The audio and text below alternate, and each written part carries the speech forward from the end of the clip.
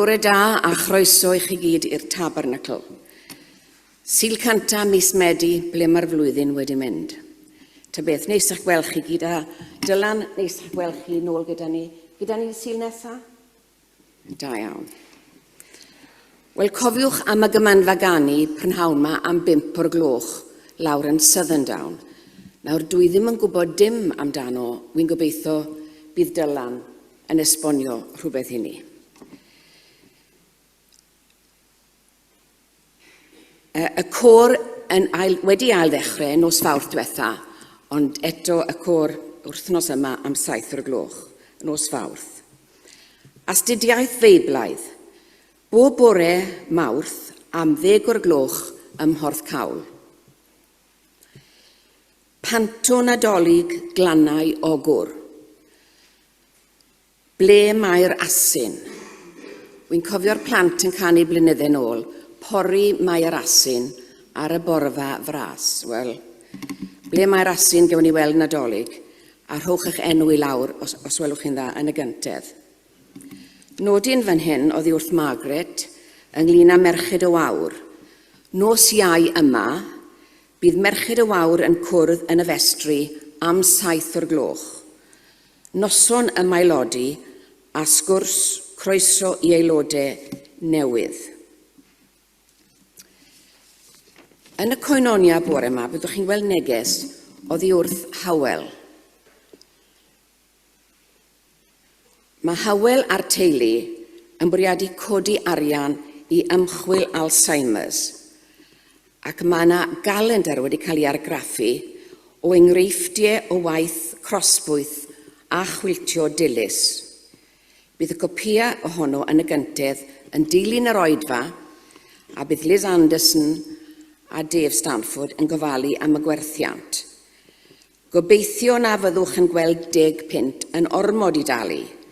Bydd yr elw i gyd yn mynd i'r achos gan ei bod ni fel teulu yn cario costau'r argraffu. Gyda diolch am eich cefnogaeth a'ch concern am dilys. Ac i ni gyd yn meddwl am dilys, Hywel, cofiwch ni ati'n fawr, a i ni'n cofio am bawb o'r Tabernacl sy'n anhwylus ar hyn o bryd. Wedyn bore yma mae Dyfrig a Iwan wedi paratoi te a coffi, felly ni'n disgwyl hau ti. Dewch lawr i'r neuadd bob un ohonoch chi. A nawr fe gewn i'r casgliad.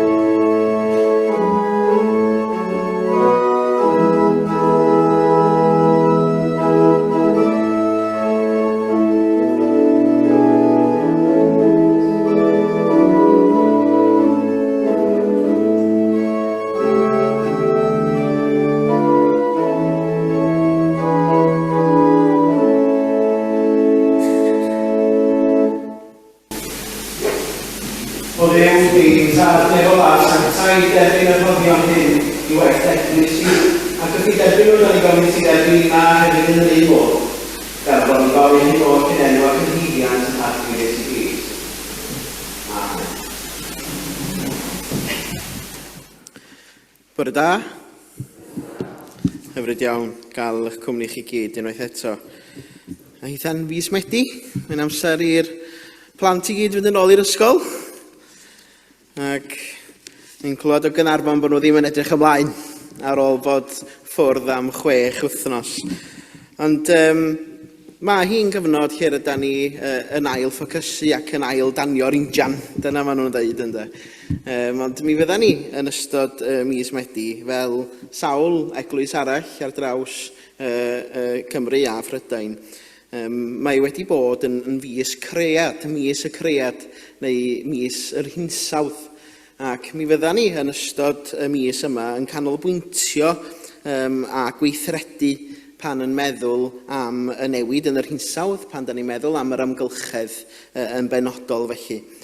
Ac mewn un o myfyrdodau gan Cytun neu'r eglwysi ynghyd felly, mewn myfyrdod yr enw Creation in Crisis, mae'r parchedig Dave Bwclys yn deud hyn: mae creadigaeth Duw mewn argyfwng, a bellach ni cheir fawr ddim dadla am ffeithiau'r newid yn yr hinsawdd, nac am rôl amlwg y ddynoliaeth o ran achosi'r argyfwng. Mae llawer eglwysi serch hynny yn cael traffath cysylltu'r newid yn yr hinsawdd a'i haddoliad wythnosol, a'i holl flaenoriaethau eraill, yn enwedig gan fod y byd bellach y wynebu sawl argyfwng arall. Ac felly, mi fydda ni'n edrych am y mis nesaf ar yn perthynas ni gyda'r amgylchedd, y greadigaeth, ac yn fwy na hynny'n galwad Cristnogol ni i newid yn yr hinsawdd. A dwi am gychwyn am hyn drwy adrodd salm y greadigaeth ydw i'n ei chalw hi, salm rhif 8. Ac mae'n mynd fel hyn: o arglwydd ein i o'r, mor ardderchog yw dy enw ar yr holl ddaear. Gosodais do goniant uwch y nefoedd, codais am ddiffyn rhag delynion, o enau babanod a phlant signo, a thawelir gelyn a'r dialydd. Pan edrychaf ar y nefoedd, gwaith dyfeisydd, y lloer a'r ser, a roddais dyn ei lle. Beth yw meidrolyn i ti ei gofio, a'r teulu dynol i ti ofalu amdano? Eto, gwneithos ef ychydig i slaw Duw, a'i goroni a gogoniant ac anrhydedd. Roes ti ddo awdurdod ar waith dy ddwylo, a gosod popeth dan ei draed. Defaid a cychen i gyd, yr anifeiliaid gwylltion hefyd, adar y nefoedd a physgod y môr, a phopeth sy'n tramwyo llwybra'r dyfroedd. O arglwydd ein i o'r, mor ardderchog yw dy enw ar yr holl ddaear. O gadwch i ni droi at emyn rhif 9. Emyn rhif 9. Deiwn yn llon at orsedd Duw, ein ceidwad di-gyfnewid yw. Gwyrth ei drigaredd sydd o hyd, ar waith yng nghanol helbyl byd. Ac yn y blaen, emyn rhif 9.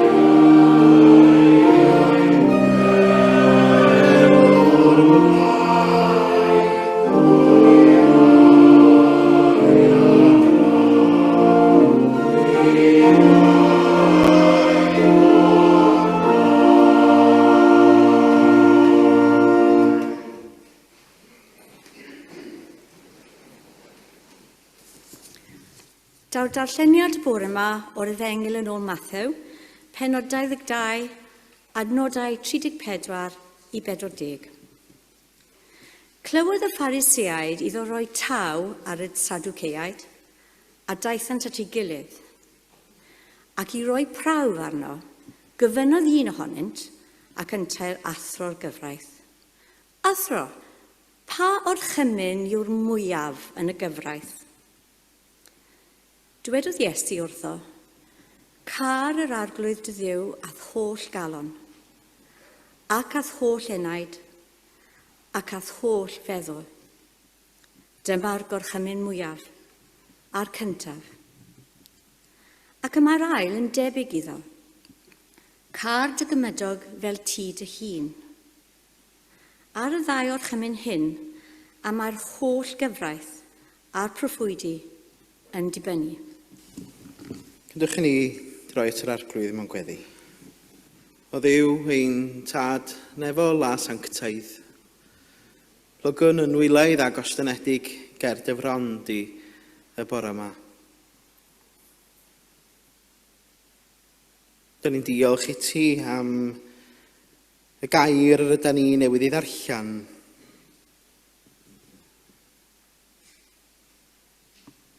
Am y gorchymyn yna i ni garu.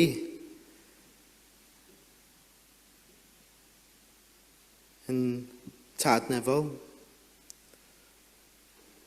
Ac i garu ein cymydog fel tasyn ni'n caru'n hunan. Gorchymyn hynod bwysig wrth i ni gychwyn mis Medi dan feddwl am newid hinsawdd, yr amgylchedd a'n cyfrifoldeb ni tuag at yn amgylchedd ni.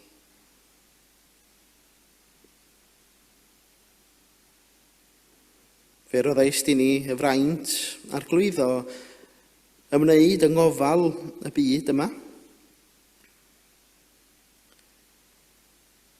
A gelwais ni weithio mewn partneriaeth gyda ti a gyda'n gilydd. Nid i wasanaethu'n hunan, neu ystyried manteision y tymor byr,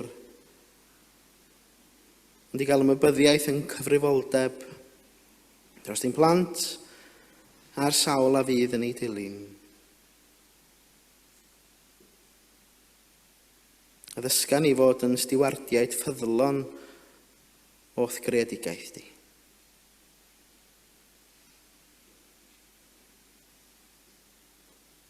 Wrth i ni feddwl am y greadigaeth, am llanast mae pobl wedi wneud, da ni'n gofyn am dyfaddeuant di.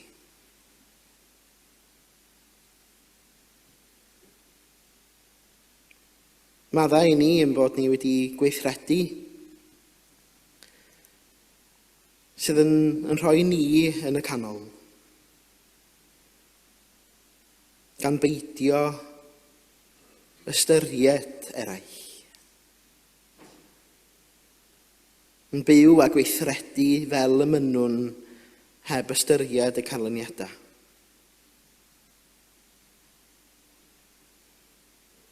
Maddau ni am ecsbloetio'r ddaear hon fel pe bai yn eiddo i ni yn unig. Gan chwalu'r amgylchedd gyda thrachwant am elw. Ac felly arglwydd, gad i ni ac addysga ni i fod yn stiwardiaid ffyddlon o'ch greadigaeth di.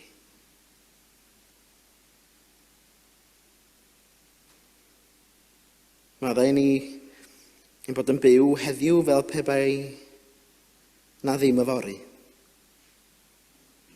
Gan wastraffu'r adnoddau sydd yn gwbl angenrheidiol i bob un ar draws y byd. Gan yr ydyn ni'n gwybod arglwydd, mae y rhai sydd yn dioddaf fwyaf yw'r rhai sydd mewn tlodi enbyd. Yn meddwl am Y rhai ar draws y byd lle mae newid hinsawdd yn cael effaith hir dymor arnynt. Corwyntoedd, llifogydd, sychder, tannau difrifol. Ac rydyn ni'n ymwybodol ar glwyddi fod o ar gynnydd ac yn mynd yn waith.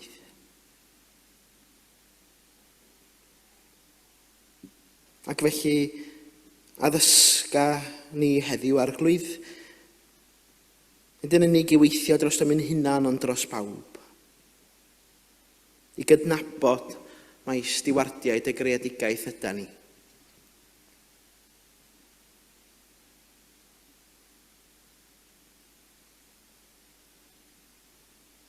Arglwydd, ymdawelwn am ychydig i gyflwyno'n gweddiau personol i ti. Wrth i ni feddwl am yr amgylchedd. Wrth i ni feddwl am yr amgylchiadau mae pobl yn mynd drwyddyn nhw ar hyn o bryd. Y bobl hynny falle rydyn ni'n gwybod amdanyn nhw. Y rhai sydd ar yn calonna a'n meddyliau ni. Ymdawelwn i gyflwyno y bobl hynny i ti yn awr.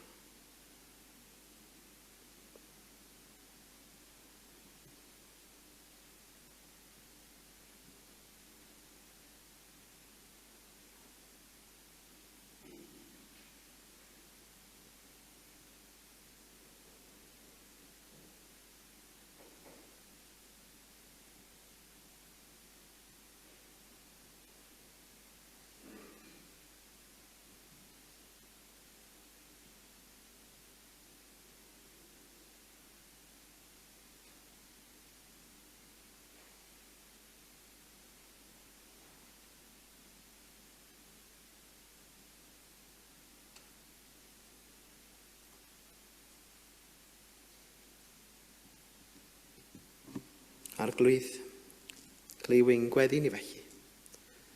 Yna bod yn gofyn hyn oll yn enw ac yn heiddiant yn harglwydd Iesu Grist, yn dysgodd i weddio i ddweud gyda'n gilydd. Ein tad, o'r hwn yr wyt yn y nefoedd, sancteiddio'r denw, deled y deyrnas, wele'r dewellus, megis yn y nef, felly ar y ddeiar hefyd.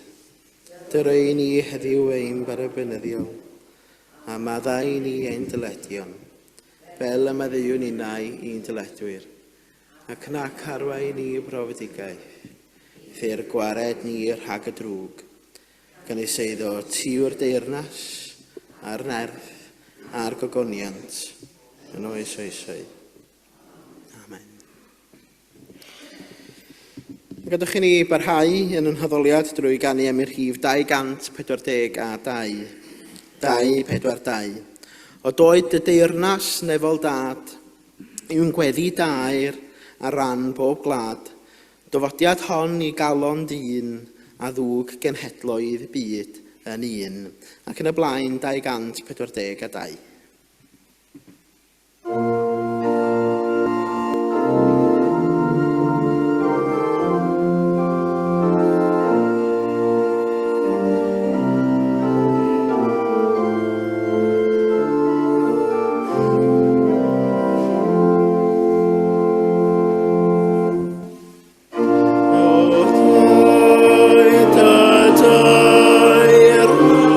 Never let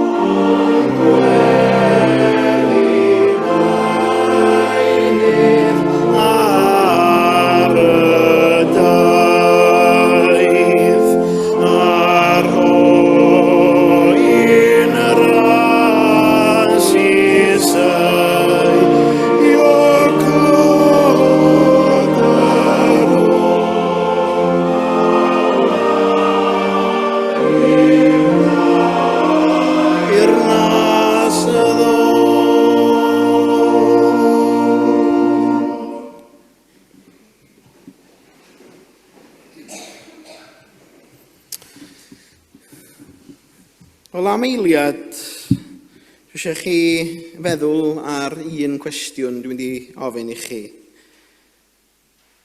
Beth yw'r argyfwng hinsawdd? Yn eich tyb chi, be ydy'r argyfwng hinsawdd?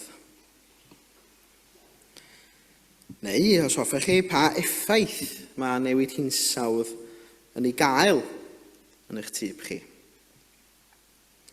Does dim rhaid i chi atab, achos mae o'n gwestiwn, mae'n siŵr sydd angen dipyn o feddwl drosto fo.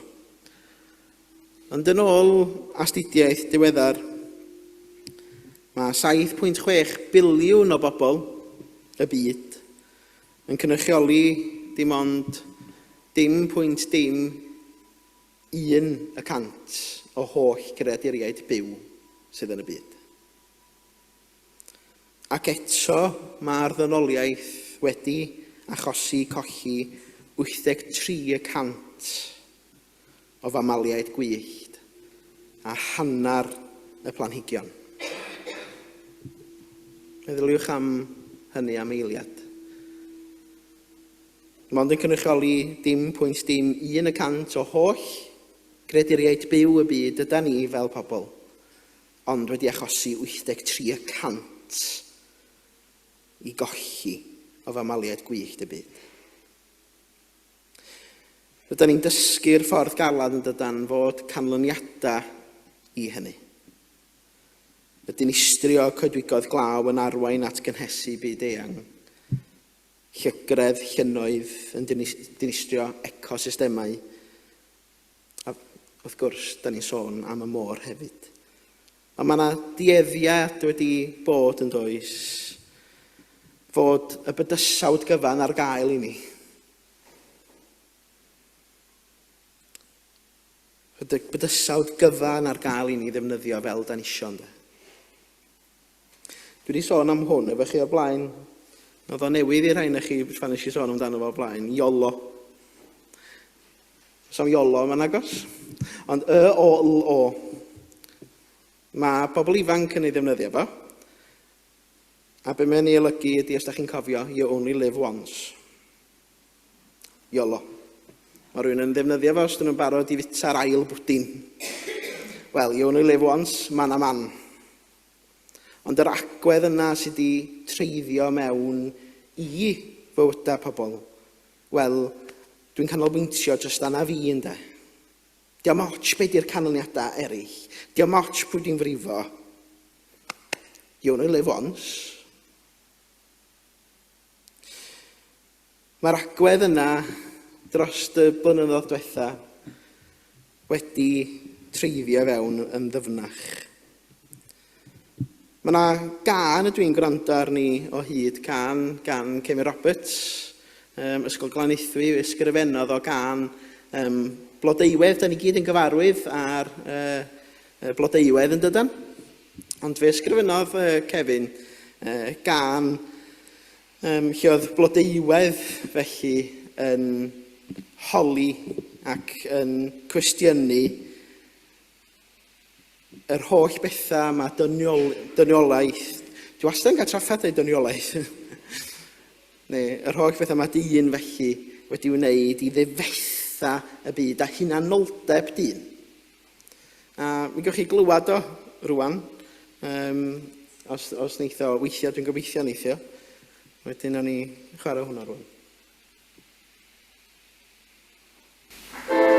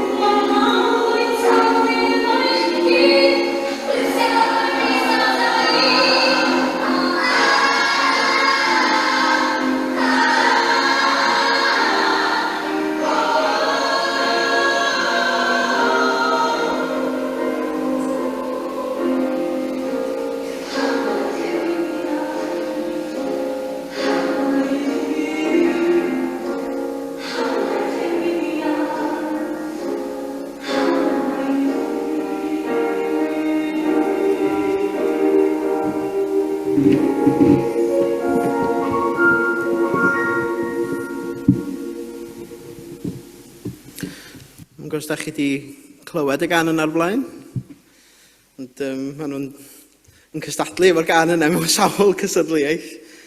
Ond y geiriau fan hyn i mi sydd yn cydio, beth am y llynnoedd, beth am y coed, beth am yr awyr a'r tir fi yma i bob un erioed ynddo. Codi pob carrag a mynnu cael byw mwyn y funud hon. A dyna mae rhywun yn ei wneud ynddo. Dyna be mae dynion wedi wneud ers canrifoedd.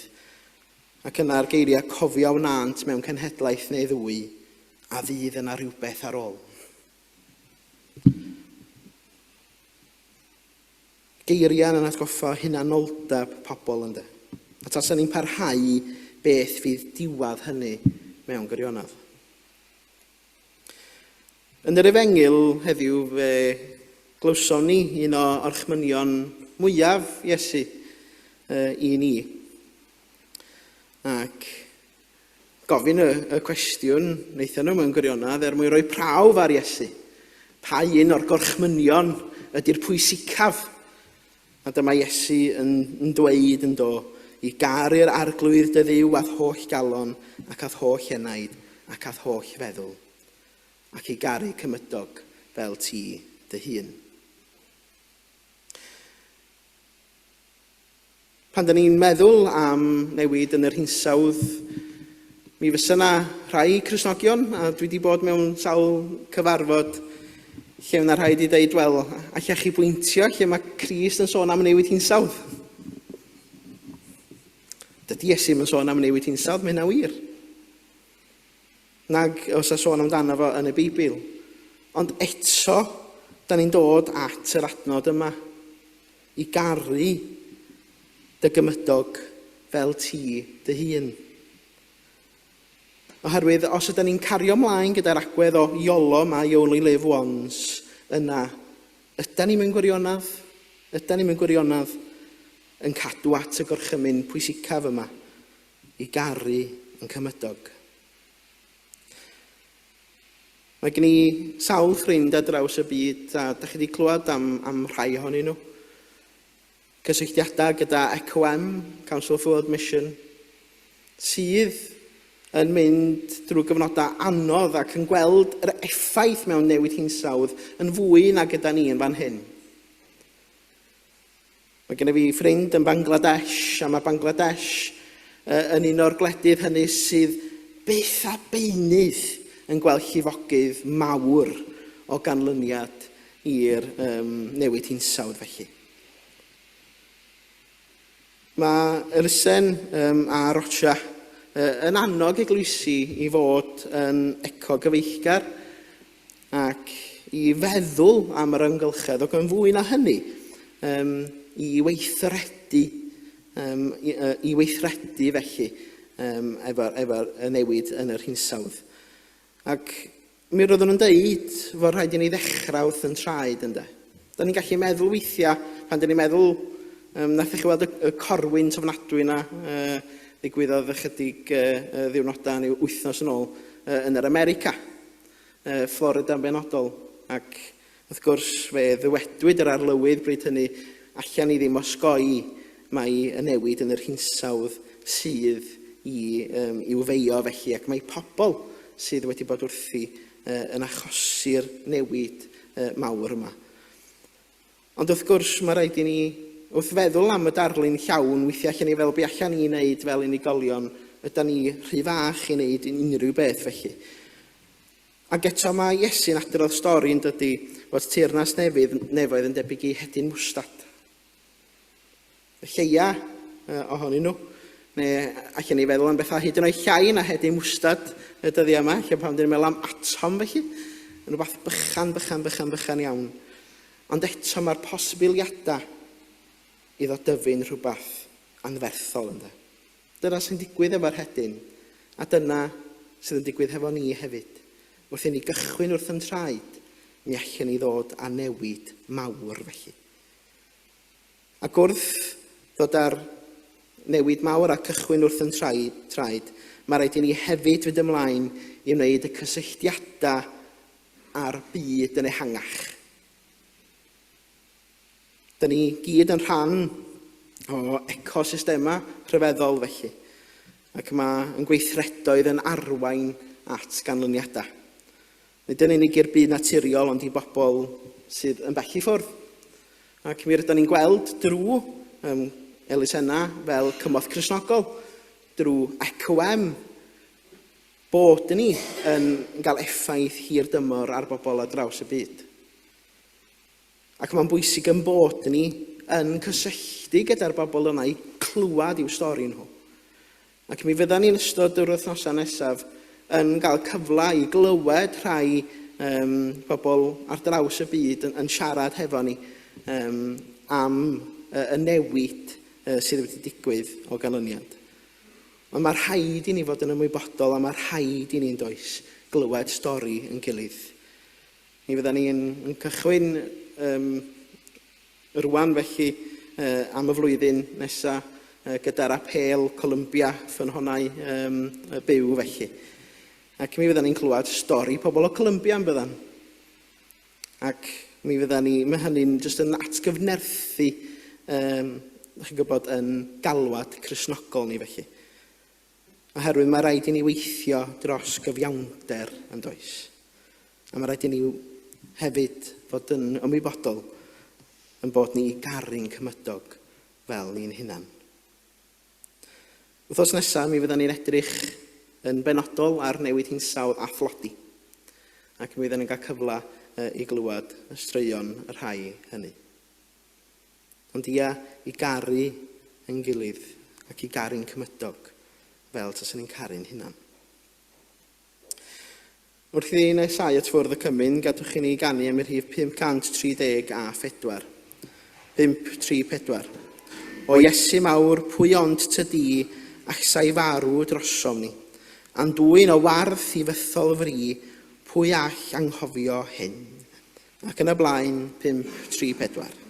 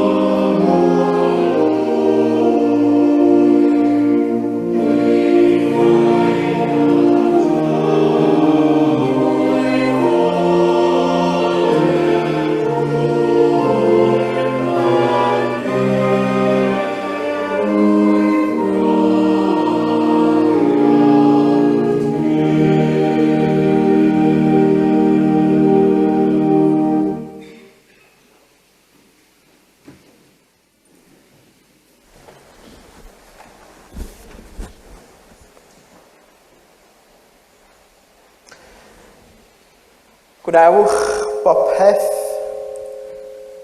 gan gofio eich bod yn cynrychioli yr arglwydd Iesu Grist. Ia, popeth. Popeth da chi'n ei ddweud a'i wneud. Dyna sut ydych chi'n dangos eich diolch i Dduw. Bedwedodd yr arglwydd Iesu Grist, fi ydy'r bara sy'n rhoi bywyd. Fydd pwy bynnag ddaw ata i ddim yn llwgu, a fydd pwy bynnag sy'n credu yno fi ddim yn sychedu. Byddai byth yn gyrru ffwrdd unrhyw un sydd yn dod ata i. Fydwch chi ni droi at yr arglwydd mewn gweddi.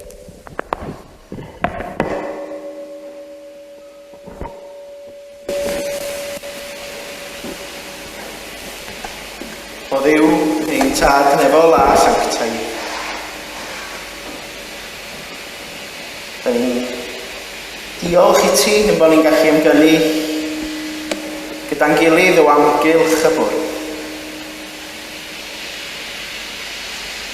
Gyda'r saint anturiaeth nesu dan fy maich a tallor Duw.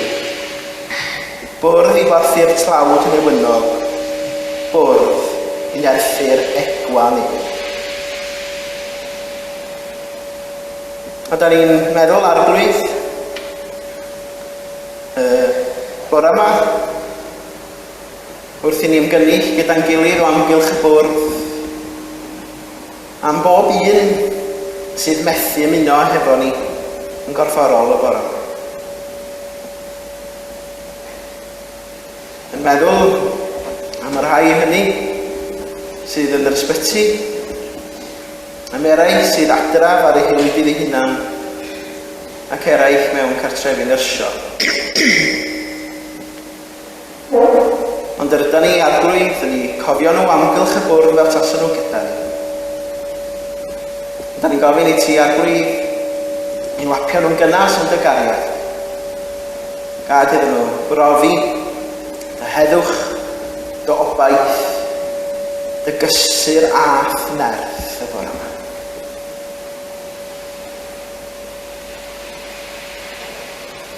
Da ni hefyd arglwydd yn cofio am y rhai hynny sydd mewn galar. Ac wedyn da ni yn cofio y bore yma arglwydd am deulu diweddar Doreen Davies, lle bydda ni ymhen bythefnos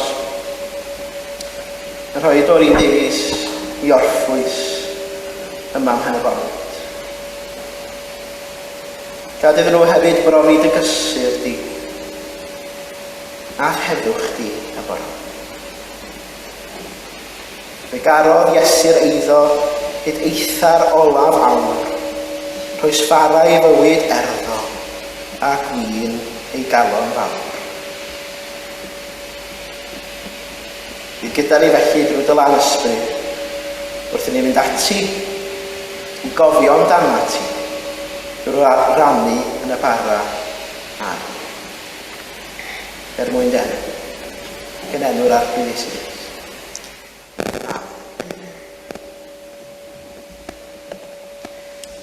Fe wrando ni ar eiria sefydlu'r swpar hwn, fel mae'n cael ei osod gan yr apostol Paul yng nghyntaf Corinthiaid. Dwi wedi rhannu gyda chi be nes i dderbyn gan yr arglwydd. Ar y noson honno pan gafodd ei frydychu, cymerodd yr arglwydd Iesu fara. Ar ôl adrodd y Medi o ddiolch, dyma fy'n ei thorri a dweud, dyma fy nghorff sy'n cael ei roi drosto chi. Gwnewch hyn i gofio amdanau. Wedyn gwnaeth yr un peth ar ôl swpar pan gymerodd y cwpan a dweud. Mae'r cwpan yma'n cynrychioli'r ymrwymiad newydd. Mae Duw wedi wneud, wedi selio gyda fy ngwaed i. Gwnewch hyn i gofio amdanau. Bob tro byddwch yn yfed ohono. Bob tro byddwch chi'n bwyta'r bara ac yn yfed y cwpan. Byddwch yn cyhoeddi ystyr marwolaeth yr arglwydd, hyn nes iddo ddod yn ôl eto. O swper yr arglwydd Iesu Grist sydd yma. Bwrdd yr arglwydd Iesu Grist sydd yma. Ac felly mae croeso i unrhyw un sydd yn caru'r arglwydd Iesu Grist ymuno hefo ni o amgylch iddo. Ewch gan hynny felly, a rhannwch yr elfennau i blid eich byd ysgol.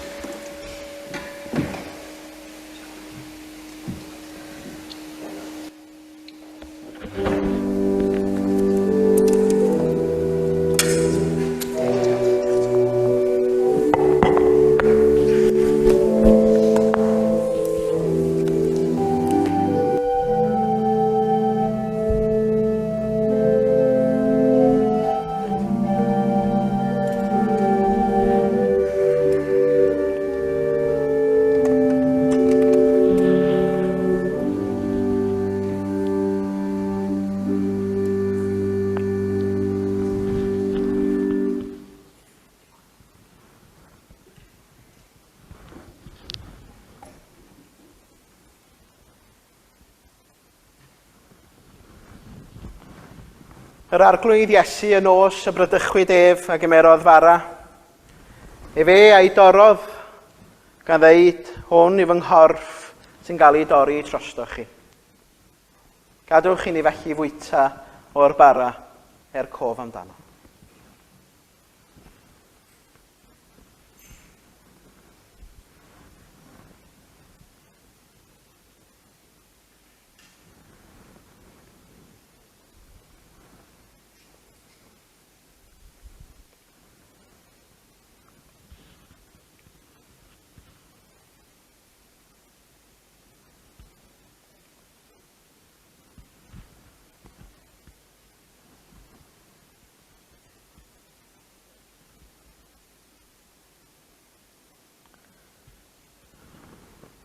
Y gwin a rannodd Iesu.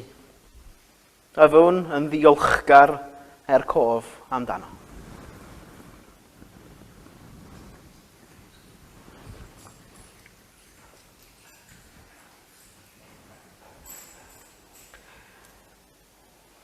Diolch i ti, Nefel Dad. Mae'n porthi am bwydo fel aelodau y gorff ysbrydol Crist. Yn cadarnhau yn sicrwydd diwirionedd yr Efengil. Anfon i allan i fyw yn ôl dewyllus ac i gyflawni'r gweithredoedd da hynny y darperais dyn ni rodio ynddyn nhw. Trwy Iesu Grist ein harglwydd. Amen.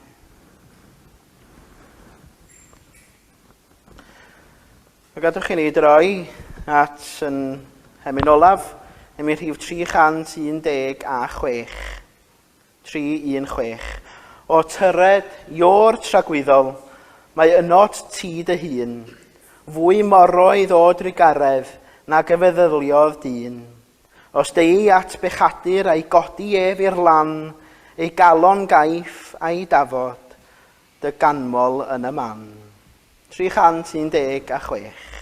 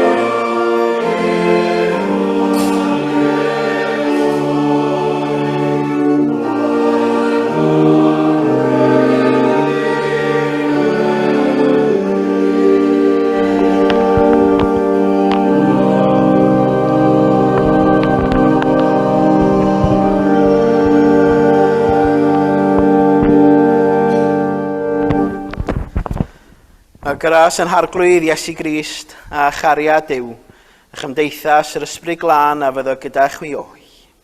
Amen.